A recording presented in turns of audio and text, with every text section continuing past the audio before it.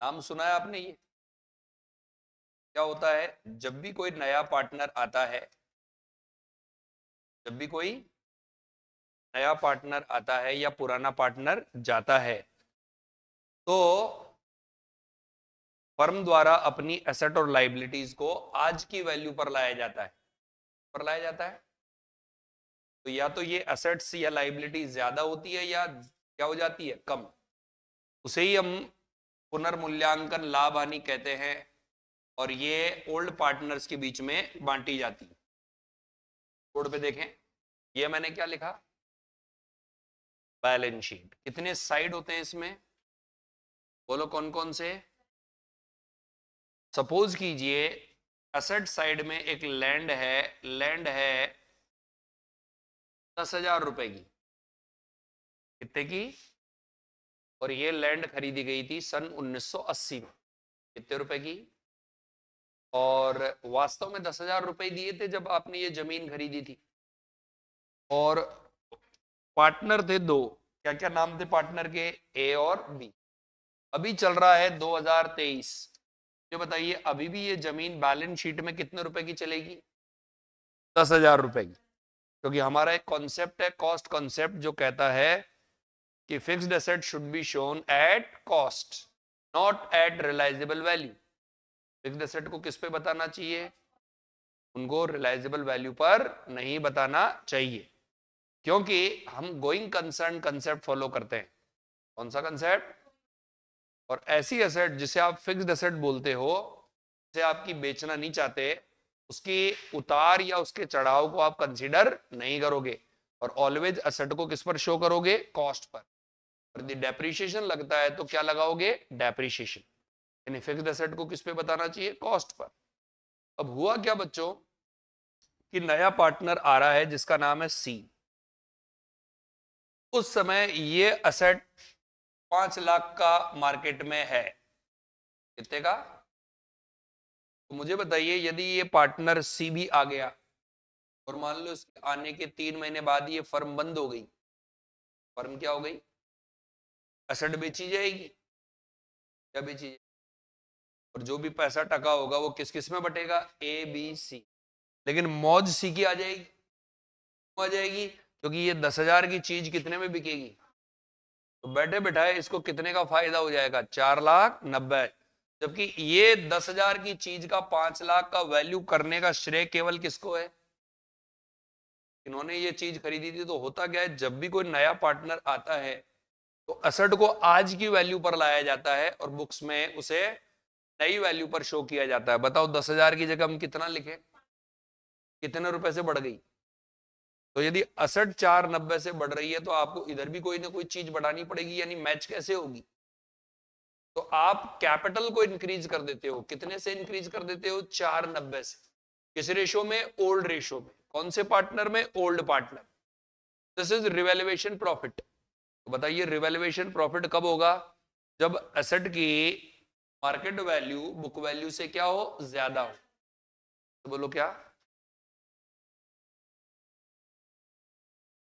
Asset की market value तो क्या हो? ज्यादा। और बुक वैल्यू क्या हो? तो इस स्थिति को हम क्या बोलेंगे? Revaluation profit. वापस से बोलो क्या बोलेंगे? दूसरी सिचुएशन, कोई अनरिकॉर्डेड एसेट का पता चला। किसका पता चला? अनरिकॉर्डेड एसेट का मतलब है जो पहले किताबों में रिकॉर्ड नहीं थी और एडमिशन के टाइम आपको पता चला कि ये एसेट भी उन्हीं की है। तो बच्चों कोई एसेट जो बुक्स में नहीं है और अचानक से उसको इनकॉर्पोरेट करेंगे तो एसेट साइड बढ़ जाए। लेकिन इसका बेनिफिट केवल किस किस को मिलना चाहिए? Old partners. बताइए रिवैल्यूएशन प्रॉफिट की स्थितियां कब कब बता दी? एसेट की वैल्यू बढ़े, अनरिकॉर्डेड एसेट का पता चले।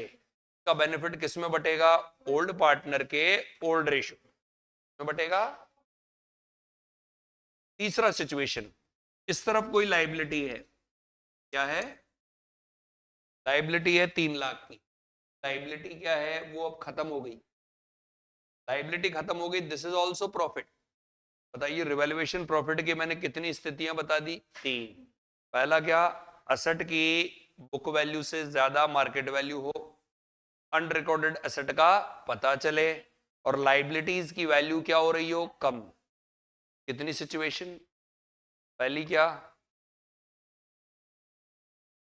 नंबर 2, नंबर 3, वैल्यू क्या हो रही हो? कम। तो रिवैल्यूएशन प्रॉफिट होगा या लॉस होगा? और लॉस कब कब होगा? लॉस तब होगा जब एसेट अंडर वैल्यू हो, एसेट्स की वैल्यू क्या हो जा रही हो? कम हो रही हो, या लाइबिलिटी की वैल्यू क्या हो रही हो? ज्यादा हो रही हो। वापस से बोलो, एसेट की वैल्यू तो क्या हो रही हो, और लाइबिलिटी की वैल्यू क्या हो रही हो? कॉन्टिंजेंट लाइबिलिटी नाम सुना है? संदिग्ध दायित्व। कहां पर आता है कॉन्टिंजेंट लाइबिलिटी? बैलेंस शीट के नीचे फुटनोट में आता है। क्वेश्चन पूछ रहा हूं, जवाब देना। कंपनी के खिलाफ एक केस चल रहा था 1 लाख रुपए का, अभी हियरिंग चल रही थी, कॉन्टिंजेंट लाइबिलिटी है। कोर्ट ने फैसला सुनाया कि आपको अब 5,000 रुपए देने हैं। केस कितने का चल रहा था?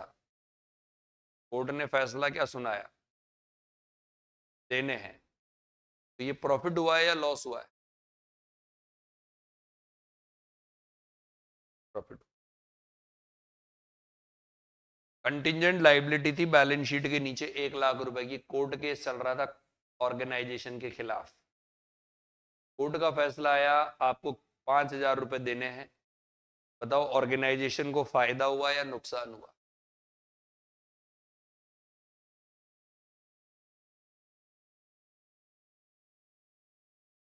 उसका आंसर है नुकसान हुआ, क्योंकि आप उस 1 लाख को लाइबिलिटी मान कहां रहे थे? जो आपको एक दोस्त है, से आपने 10,000 रुपए ले रखे थे, कितने, और आपने सोच रखा था कि आपने लाइबिलिटी में भी रिकॉर्ड नहीं कर रखा था उसको, और आपने सोच रखा था 1 रुपया ही नहीं दूं इसको, तो आप लाइबिलिटी मानते थे क्या उसको?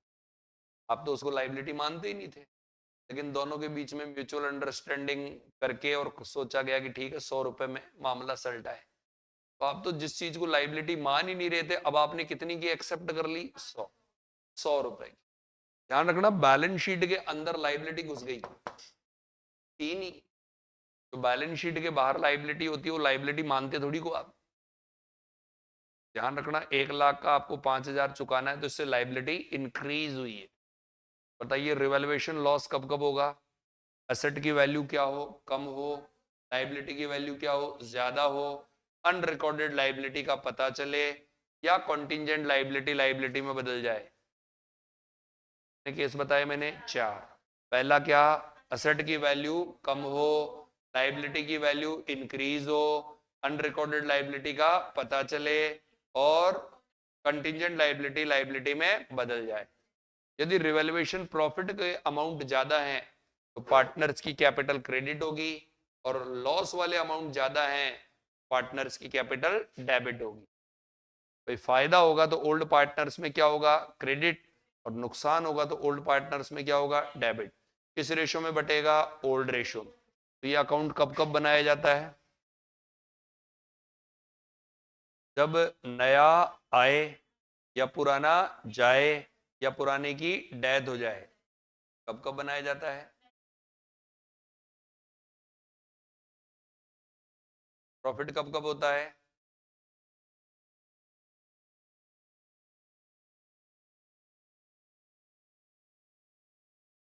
लॉस कब कब होता है?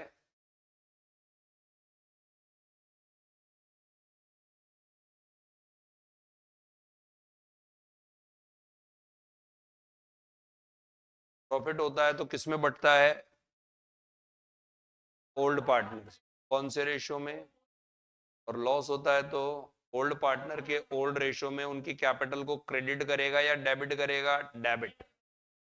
क्रेडिट से कैपिटल इंक्रीज होगी और डेबिट से कैपिटल डिक्रीज होगी। लॉस होने पर पार्टनर्स की कैपिटल क्या होगी? डेबिट। देखेंगे आप, यह है अकाउंट।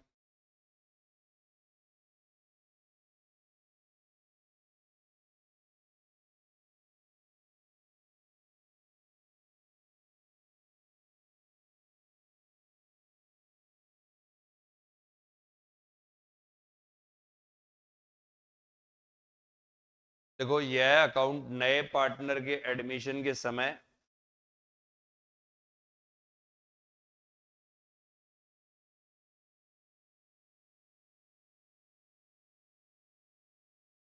पार्टनर के एडमिशन के समय,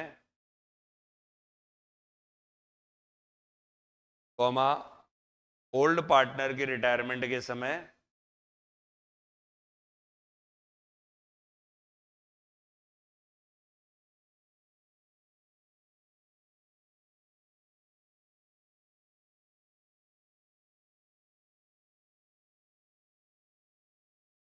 पुराने पार्टनर के रिटायरमेंट के समय या उसकी डेथ के समय, या उसकी डेथ के समय बनाया जाता है।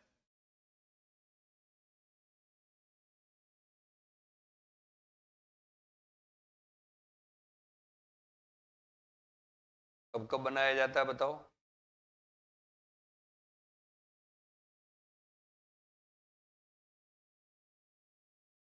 अगली लाइन में लिखो, यह अकाउंट नॉमिनल नेचर का होता है।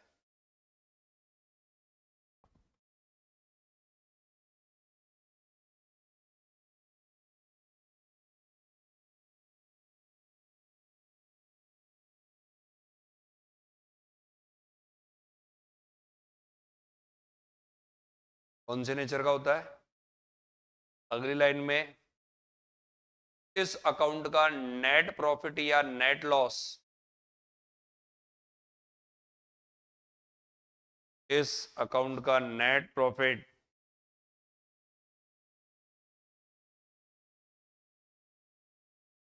या नेट लॉस ओल्ड पार्टनर के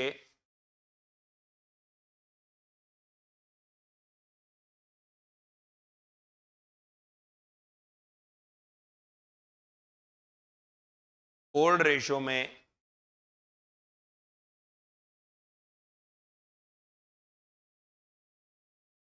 क्रेडिट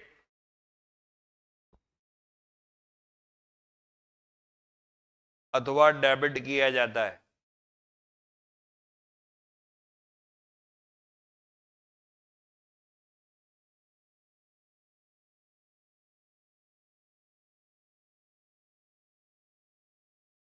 ठीक है, क्रेडिट और क्या किया जाता है? डेबिट किया जाता है।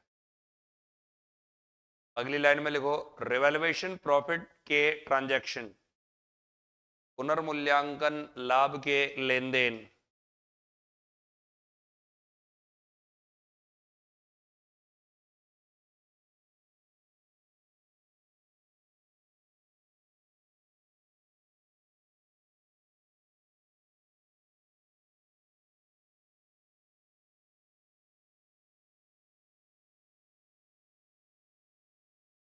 रिवैल्यूएशन प्रॉफिट के लेन देन।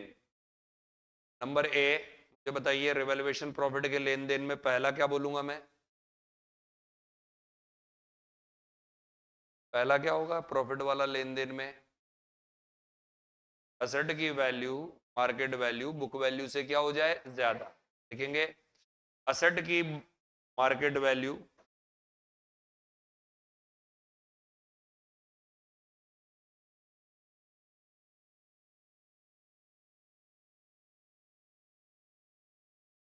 एसेट की इसकी बुक वैल्यू से ज्यादा हो जाए,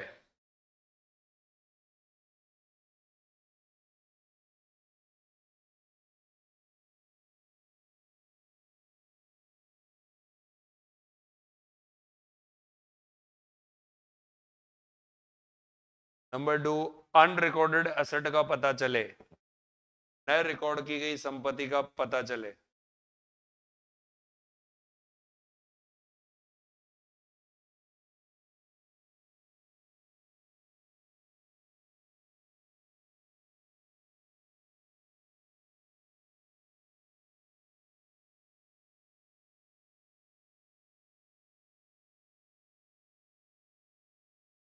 ठीक है, नंबर 3, लाइबिलिटी के वैल्यू कम हो जाए,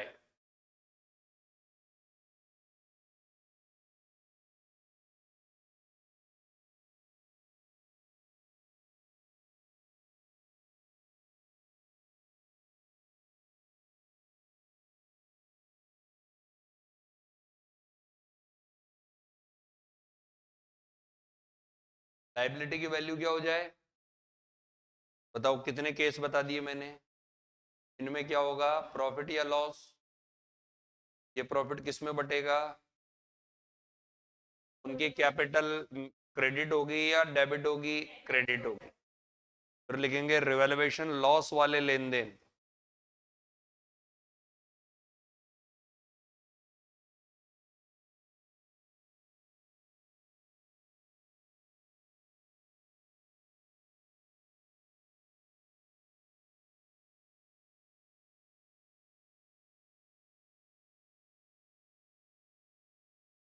क्या लिखा बताओ?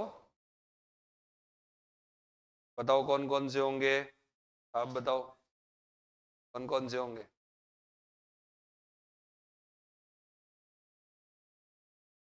और सेट,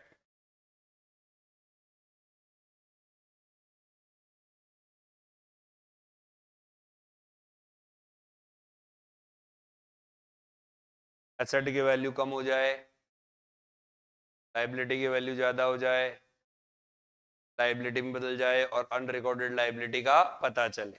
नंबर 1 लिखो, एसेट की वैल्यू कम हो जाए।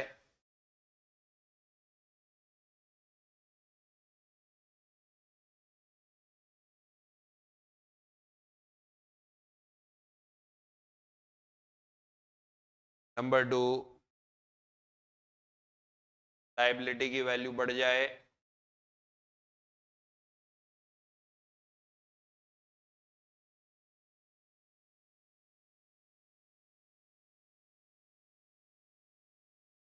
नंबर 3,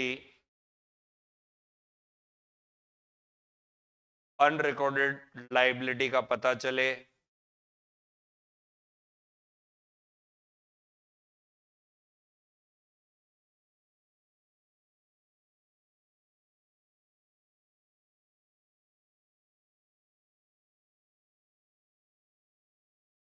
इसका पता चले, अनरिकॉर्डेड लाइबिलिटी का पता चले।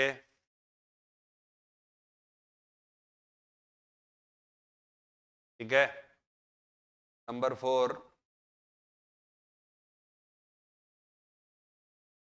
कंटिंजेंट लाइबिलिटी लाइबिलिटी में बदल जाए। कंटिंजेंट लाइबिलिटी लाइबिलिटी में बदल जाए।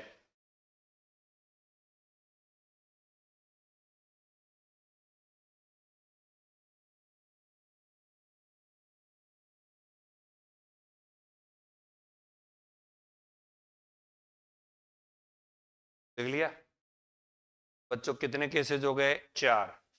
बोर्ड पे देखो, ये मैं अकाउंट बना रहा हूं, नाम क्या है इसका? कौन से नेचर का अकाउंट है? पर्सनल है, रियल है, नॉमिनल है? नॉमिनल का मतलब क्या? पी एंड एल जैसा? किसके जैसा? पी एंड एल अकाउंट जानते हो ना? क्या क्या आता है पी एंड एल अकाउंट में? इनकम और एक्सपेंसेस। खर्चा आता है और इनकम आती है। खर्चा किधर आता है, लेफ्ट साइड में या राइट साइड में? लेफ्ट साइड में। और इधर क्या आता है? तो मुझे बताओ, अभी अभी जो मैंने बोला, तो रिवैल्यूएशन प्रॉफिट्स किधर आने चाहिए, खर्चे वाली साइड में या इनकम वाली साइड में? इस तरफ क्या क्या आएगा? इनकम वाले आइटम बोलो कौन कौन से? By asset. तो एसेट की वैल्यू क्या हो रही हो, इंक्रीज। और क्या आएगा बच्चों? By unrecorded asset. बोलो क्या बोला मैंने? Unrecorded asset. और क्या? Bye liability. लाइबिलिटी बढ़े या कम हो? तो ये सारे के सारे जो केसेस हैं, कौन से वाले केसेस हैं? पुनर्मूल्यांकन लाभ वाले, वैल्यूएशन प्रॉफिट वाले हैं। और लॉस वाले क्या होंगे? क्या क्या आइटम आएंगे? असेट। तो एसेट की वैल्यू क्या हो जाए? कम। टू लाइबिलिटी की वैल्यू क्या हो जाए? और क्या? To unrecorded liability. Unrecorded liability का क्या चले? पता। और टू कंटिंजेंट लाइबिलिटी किस में बदल जाए, लाइबिलिटी। बताओ ये सारे के सारे क्या हैं, रिवैल्यूएशन लॉस। तो क्या है, तो मैं पूछना चाह रहा हूं एसेट का नेचर क्या होता है, डीआर या सीआर। तो एसेट को कम करना है तो एसेट को क्या करोगे, डेबिट या क्रेडिट। तो बताओ एसेट को कम करने की एंट्री क्या होगी, रिवैल्यूएशन टू एसेट, हो गया कम। लाइबिलिटी का नेचर क्या होता है, लाइबिलिटी को बढ़ाना है तो, लाइबिलिटी को बढ़ाना है तो डेबिट। लाइबिलिटी का नेचर क्या होता है, क्रेडिट, बढ़ाना है तो एंट्री देखो, revaluation liability, revaluation to liability, revaluation to liability. तो आप देख लो, यदि एसेट को कम करना है तो एसेट को कम करेंगे, क्रेडिट करेंगे, और लाइबिलिटी को बढ़ाना है तो लाइबिलिटी को भी क्रेडिट करेंगे। और एसेट को बढ़ाना है तो एसेट को क्या करेंगे, डेबिट। एंट्री क्या हो जाएगी, asset account debit to valuation. Liability को कम करना है तो लाइबिलिटी को क्या करेंगे, डेबिट। एंट्री क्या होगी, liability account debit to revaluation. अब बच्चों यदि ये वाले आइटम ज्यादा आते हैं और ये वाले आइटम क्या आते हैं, खर्चे वाले आइटम क्या आते हैं, कम। बताओ प्रॉफिट होगा या लॉस होगा, तो ये इधर किस में बढ़ जाएगा, ओल्ड पार्टनर्स बढ़ जाएगा। और बोलो कौन से रेशो में बढ़ जाएगा, ओल्ड रेशो, रेशो में। लेकिन बच्चों यदि उल्टा हो गया, क्या हो गया, उल्टा मतलब बताइए, तो ये भी फिर किस में बटेगा, ओल्ड पार्टनर्स। और बोलो कौन से रेशो में, ओल्ड रेशो। तो ये वाली स्थिति तो कौन सी वाली स्थिति है, प्रॉफिट। ये वाली स्थिति कौन सी है, लॉस। बताओ प्रॉफिट में पार्टनर्स की कैपिटल क्या होगी, क्रेडिट, और लॉस में पार्टनर्स की कैपिटल क्या होगी, डेबिट। प्रॉफिट की एंट्री क्या होगी, revaluation account debit to old partners capital account. Loss की एंट्री क्या होगी, old partners capital account debit to revaluation. Clear है, कॉपी करो अकाउंट रिवैल्यूएशन।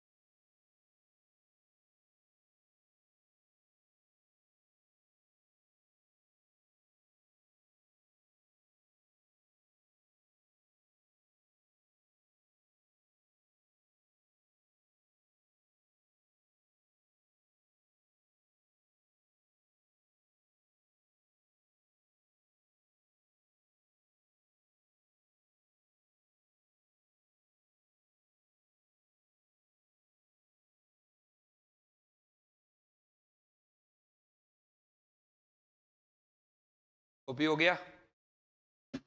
सवाल लिखो।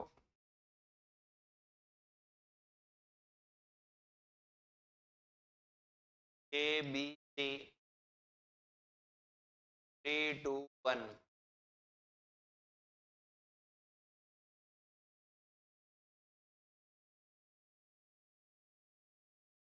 ABC क्या लिखा? 3 2 1।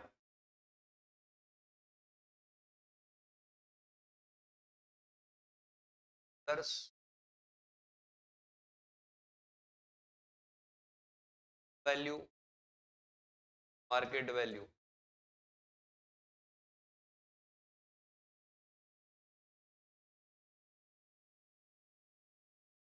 एग्रीड वैल्यू लिख, मार्केट वैल्यू, सहमति,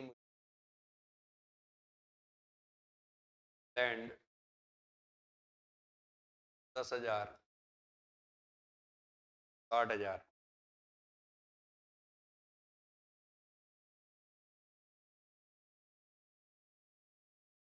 और बेड डेट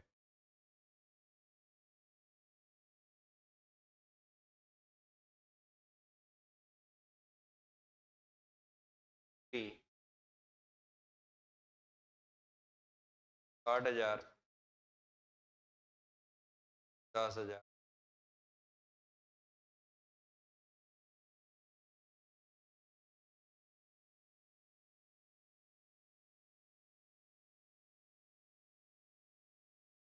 काउंटेड बिल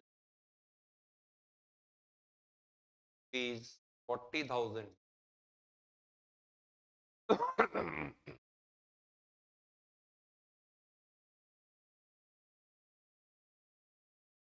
आधे ऑनर हो गए।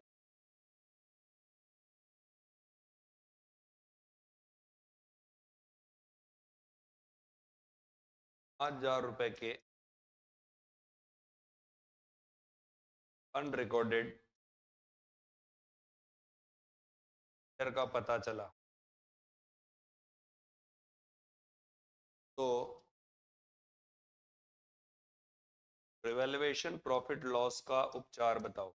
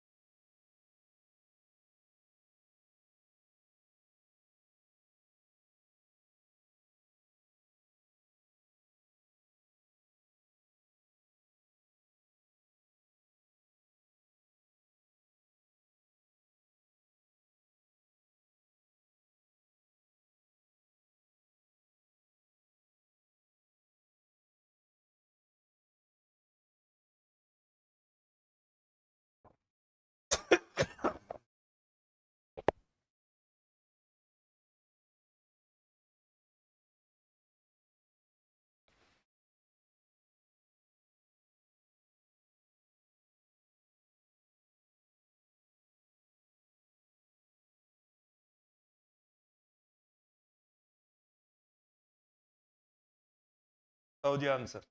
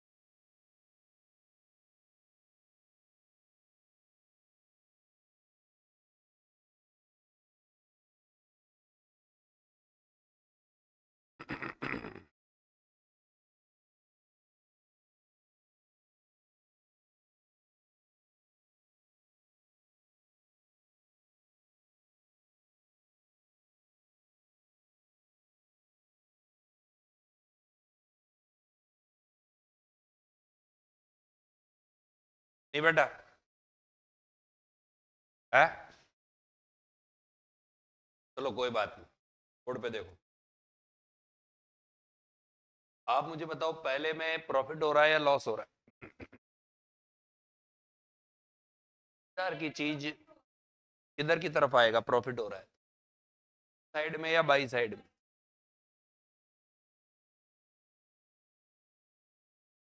दूसरे वाले में provision, provision for bad debt asset है या लाइबिलिटी? लाइबिलिटी है। Provision is a liability. Liability 10 से कितनी बढ़कर कितनी हो रही है? तो ये प्रॉफिट हो रहा है या लॉस हो रहा है? लॉस हो रहा है। इधर आगे मशीनरी 60 से घट करके कितनी हो रही है? तो प्रॉफिट हो रहा है या लॉस हो रहा है? लॉस हो रहा है। क्या गया? बिल डिस्काउंटेड आपको पता होना चाहिए, दिस इज कॉन्टिंजेंट लाइबिलिटी। कौन सी लाइबिलिटी है? कॉन्टिंजेंट।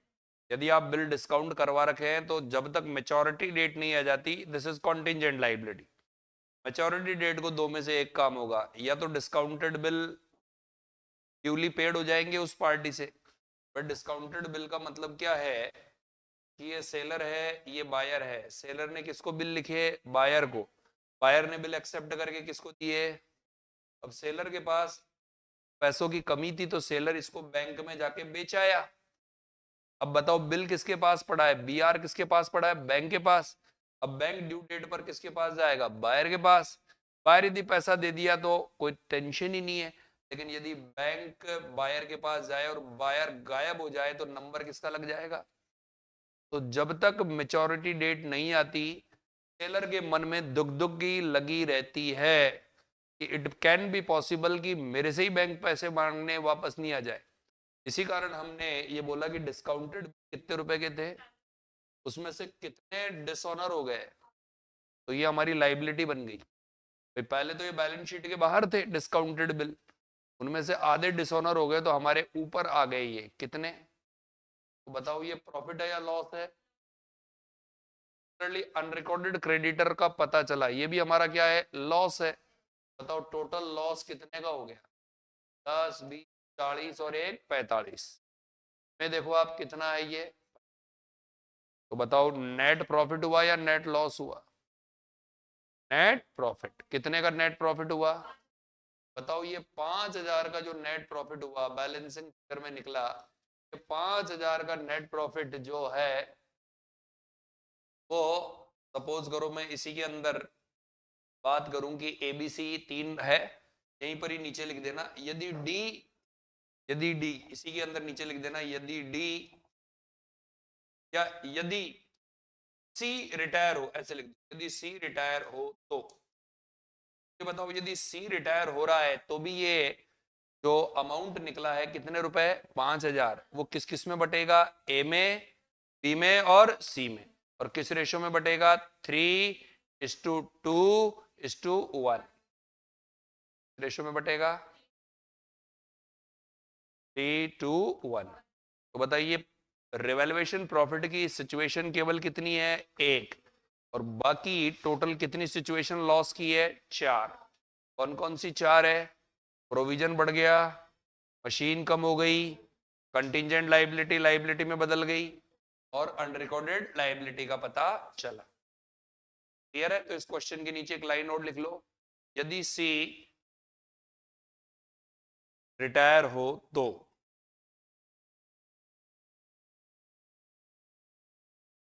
यदि सी रिटायर हो तो। अब इसको प्रेजेंट कैसे करेंगे? तो प्रेजेंट के लिए बच्चों मैं आपको बता दूं कि एग्जाम में प्रेजेंटेशन कोई देखेगा नहीं कि आपने अकाउंट बनाया या नहीं बनाया। एग्जाम में तो क्या चेक करते हैं? आंसर। तो आप लोग तो इस तरह से करेंगे, सबसे पहले क्या?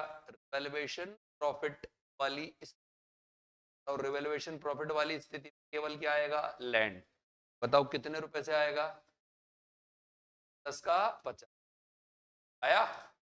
देन वैल्यूएशन का क्या? लॉस। पहली वाली क्या? प्रोविजन। तो प्रोविजन बढ़ रहा है ना, तो कितने रुपए से? और मशीन क्या हो रही है? जैसे और कंटिंजेंट लाइबिलिटी, तो कितने से 20, और अनरिकॉर्डेड, तो ये कितने से 5,000 का नेट कर लो, बताओ नेट कितना आया, 10 का 5 का कितना आ गया, बताओ ये 5 किस में पड़ जाएगा, यह ओल्ड पार्टनर्स, पार्टनर कौन कौन है, ए बी सी, रेशो में बढ़ जाएगा 3:1 में क्रेडिट हो जाएगा। बताओ कितना कितना अमाउंट आया, पॉइंट्स में आ गया होगा, आ गया। बताओ एंट्री क्या हो जाएगी, valuation account debit to A to है, 5,000 को 3:1 में डिवाइड कर, इस तरह से लिखो।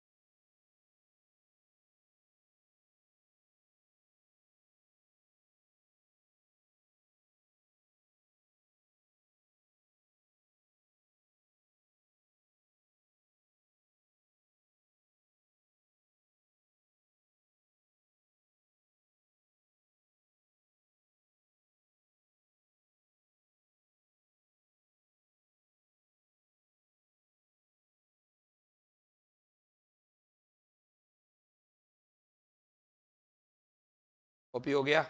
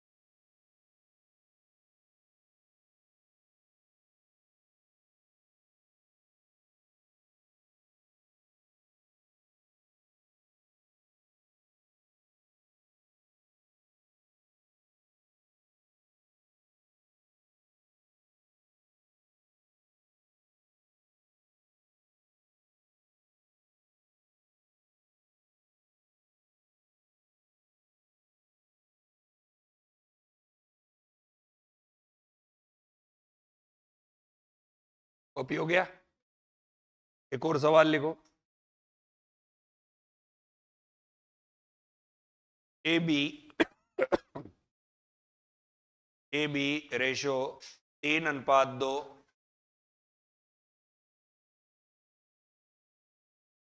नया पार्टनर सी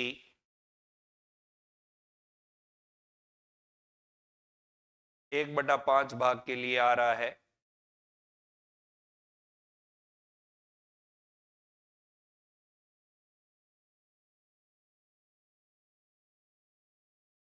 नया रेशो 2:1,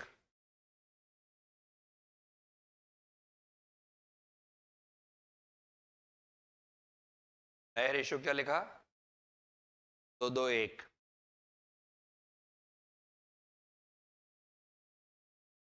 ठीक है, अगली लाइन में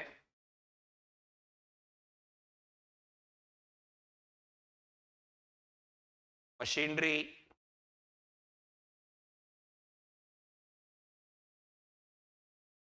book value 50,000, machinery book value 50,000,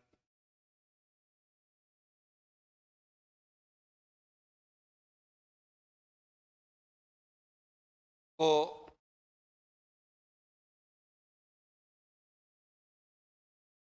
30,000 मूल्यांकित किया गया।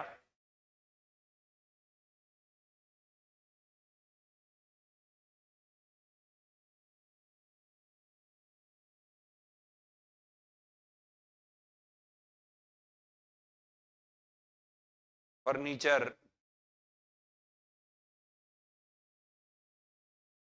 80,000,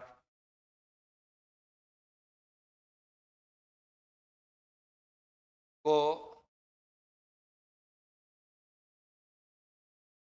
50,000 मूल्यांकित किया गया।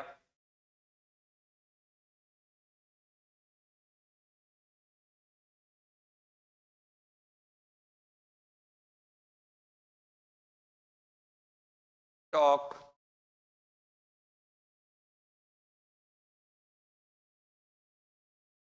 50,000, बुक वैल्यू 50,000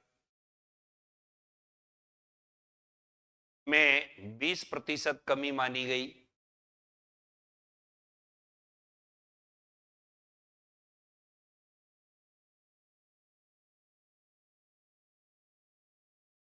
तो पुनर्मूल्यांकन लाभ हानि का बंटवारा बताओ।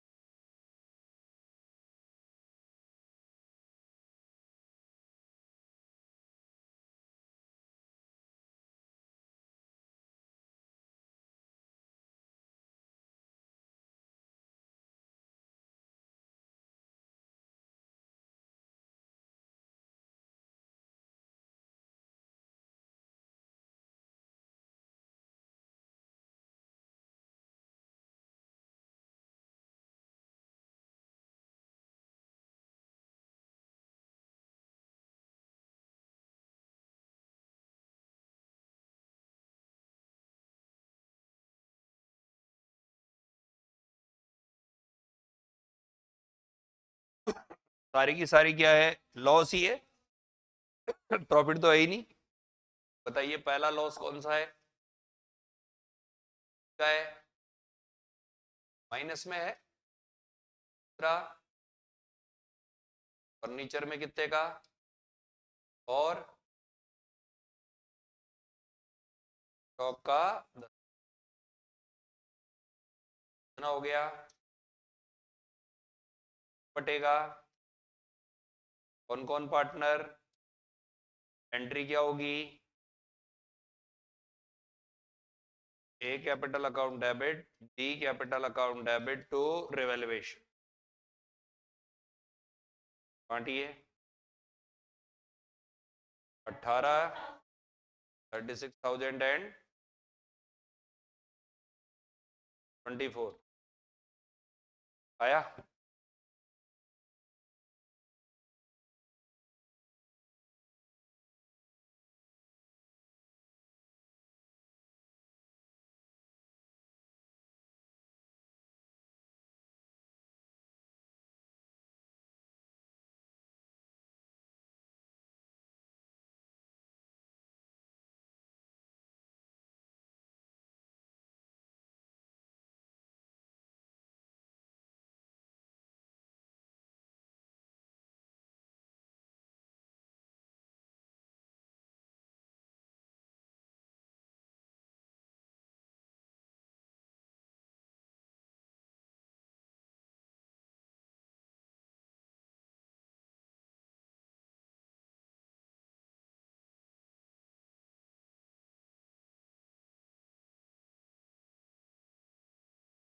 कॉपी हो गया?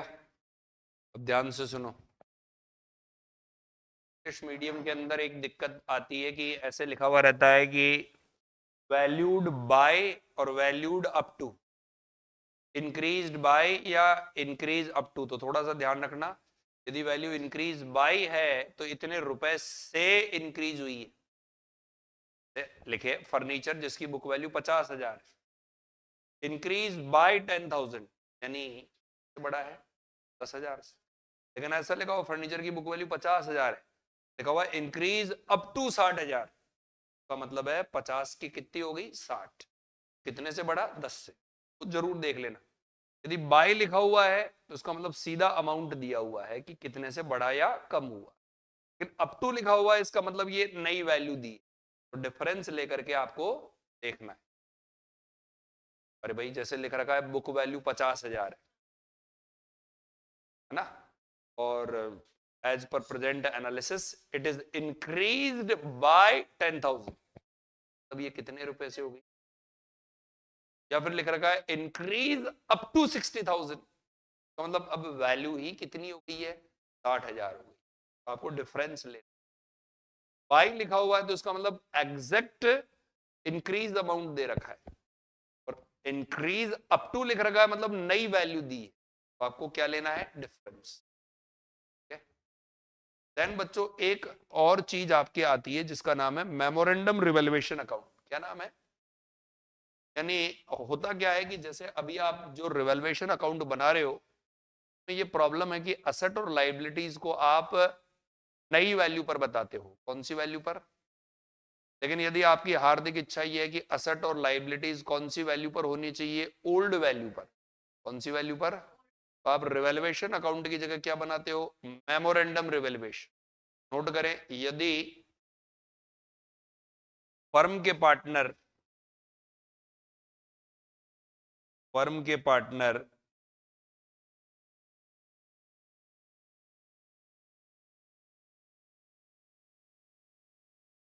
नए पार्टनर के आने के बाद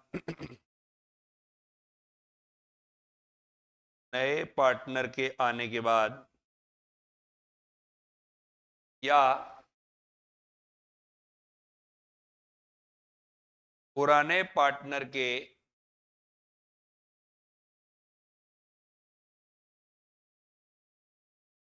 जाने के बाद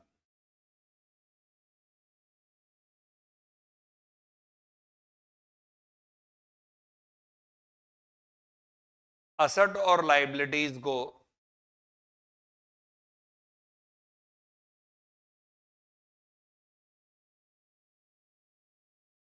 पुरानी वैल्यू पर ही बताना चाहते हैं, पुरानी वैल्यू पर ही बताना चाहते हैं, तो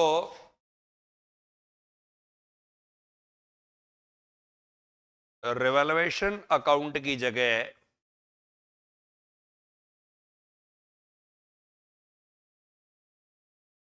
मेमोरेंडम रिवैल्यूएशन अकाउंट बनेगा।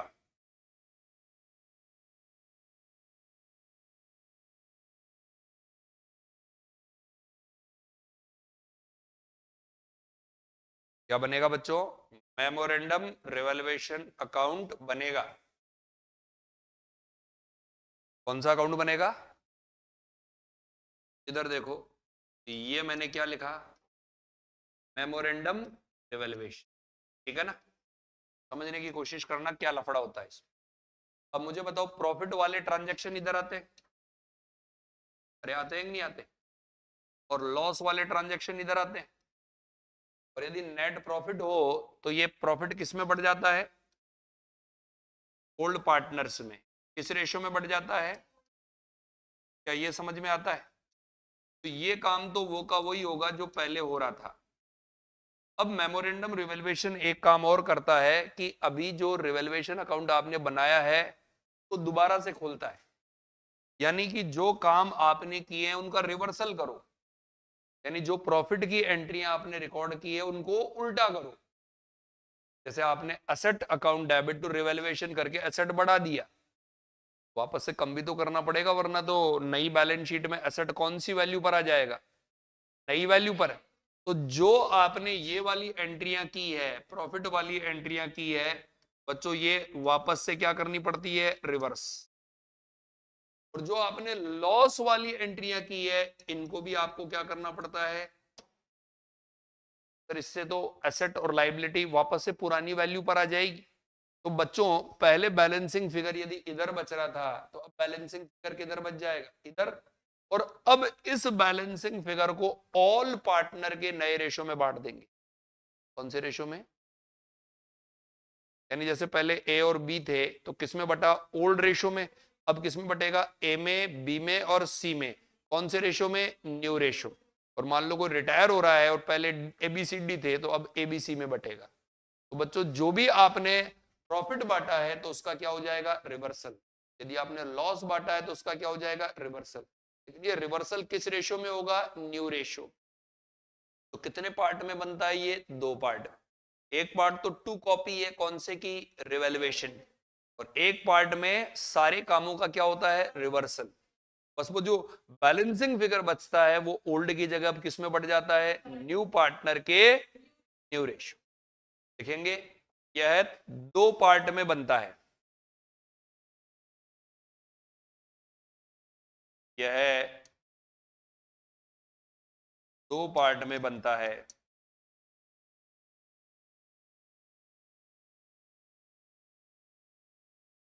पहला पार्ट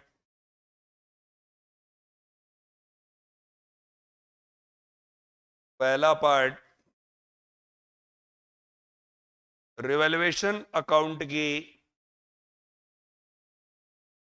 तरह ही होता है।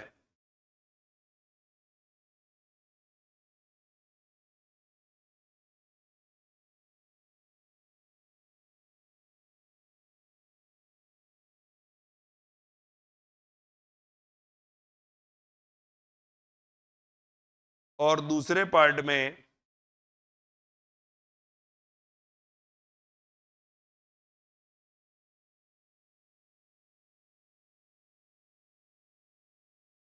प्रॉफिट और लॉस का रिवर्सल किया जाता है। प्रॉफिट और लॉस का रिवर्सल किया जाता है।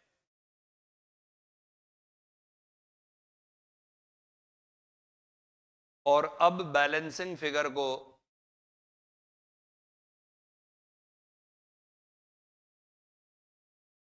सभी पार्टनर के न्यू रेशियो में बांटा जाता है।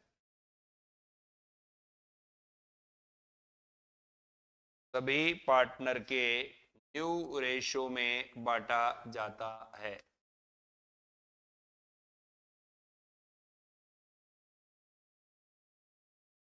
क्या तो बताओ, पहला पार्ट तो किसकी तरह होता है, सेकंड पार्ट में क्या किया जाता है।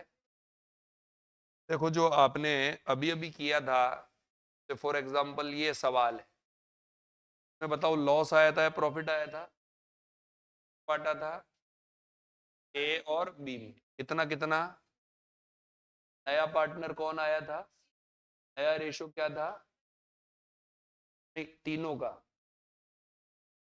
2:1।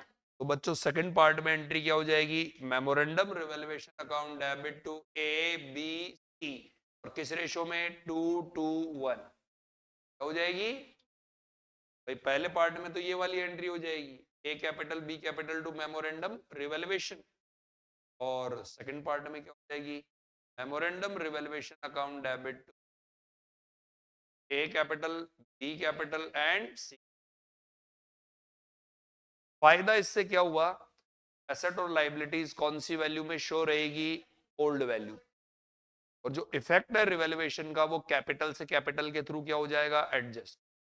और एसेट और लाइबिलिटी अभी भी कौन सी वैल्यू पर शो होगी, ओल्ड वैल्यू।